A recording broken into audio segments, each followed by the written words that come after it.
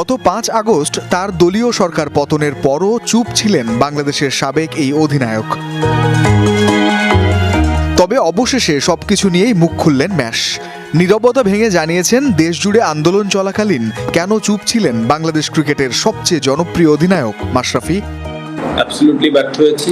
আমার কাছে মনে হচ্ছিল যে কোটা সংস্কার হয়তো বা হবে, কিন্তু তারপরে যে ঘটনাগুলো ঘটতে থাকলো তখন আসলে এমন একটা পরিস্থিতি হলো যে যখন সবাই চাচ্ছে যে আমি একটি স্ট্যাটাস দিই বা আমি পাশে থাকি, তো তখন আসলে পরিবেশটা এমন জায়গায় গিয়েছে যে আমার কাছে মনে হচ্ছিল যে আমি যদি এখন একটা স্ট্যাটাস দিই, যে কোনো কিছু লিখি, তো সেইটাকে কেন্দ্র করে যদি আরো ম্যাসিভ আরো বড় কিছু হয়ে যায়, তা আসলে সেই জিনিসটা সামাল দেওয়ার অ্যাবিলিটি আমার আছে কিনা।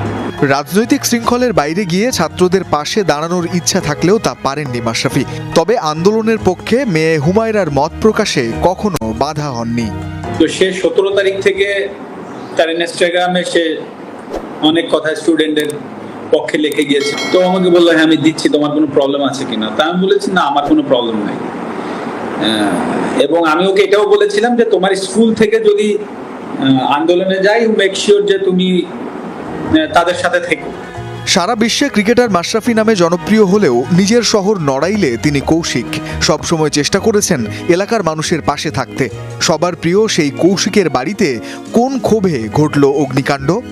না মানে আমি নিজেও সেই প্রশ্নের উত্তর খুঁজছি যে আসলে কেন, এটা কি একটা মবের বিষয় নাকি অন্য কিছু, আমি নিজেও সেই প্রশ্নের উত্তর খুঁজছি। আমার কাছে মনে হয় না, কারণ ক্ষোভ হওয়ার মতো কোনো কাজ আমি করি নাই, সুতরাং আমার কাছে এটা মনেই হয় না যে কোনো ক্ষোভ থেকে করেছে। আবার থাকতেও পারে, বাট আমার কাছে মনে হয় না।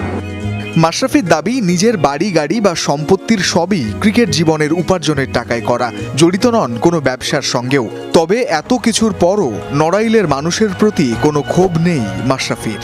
তো আসলে আমি নড়াইলের মানুষের বিরুদ্ধে আর বিচার চাইবো না। তো যেটা হয়ে গেছে তো ওটা আমি অ্যাকসেপ্ট করে নিচ্ছি। হয়তো বা আমার কাছে আমি এভাবে অ্যাকসেপ্ট করে নিচ্ছি যে হয়তো বা আমার কোনো ভুল ছিল, আমি কোনো ভুল করেছি, হয়তো বা তার জন্য ওনারা হয়তো বা এসে ওটা করেছে।